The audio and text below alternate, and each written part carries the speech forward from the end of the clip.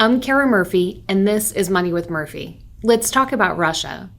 The attempted putsch over the weekend exposes dangerous fault lines in a country already at war. Russian President Vladimir Putin has always relied on an uncomfortable alliance of powerful people and armies in order to maintain control of a vast country that spans 11 time zones and controls the largest inventory of nuclear warheads in the world. But what does this mean for the global economy and markets? To put it in context, Russia's gross domestic product is smaller than the state of Texas. And Russia has less than 3% share of global GDP compared to the US at about 20%. Despite the economy's smaller size, though, Russia does retain important connections to the rest of the world through commodity markets. Oil, natural gas, wheat, and other commodities serve as the main mechanism by which conflict can migrate from Russia to the rest of the economy.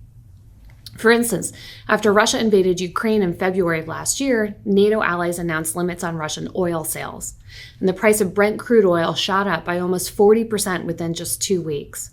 That rise then exacerbated already hot inflation trends around the world. Surprisingly, though, even with war continuing, those oil price gains have proved short-lived. In fact, currently, oil is at a 12-month low. In addition to oil and other commodities, Russia remains important because of its nuclear weaponry. The principle of mutually assured destruction that kept the US and the Soviet Union at peace for decades relies on leaders making rational decisions. I won't fire my nuclear weapons because I know my enemy will fire theirs. But should there be an enduring threat against Putin and a power vacuum develops in the country, it becomes harder to count on those leaders to make rational decisions.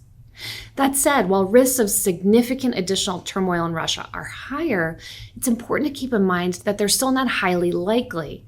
In investor parlance, tails of the risk curve have fattened.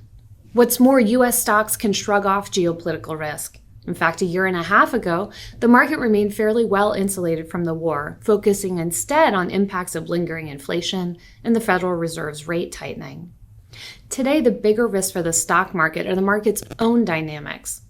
Valuations remain at the high end of their historic range. The Fed is still trying to hammer inflation to a comfortable level, and parts of the economy are slowing notably. But those risks need to be balanced with some good news about the economy. The consumer remains remarkably strong and corporate earnings are stabilizing. We'll continue to monitor this situation. And until next time, invest wisely and live richly.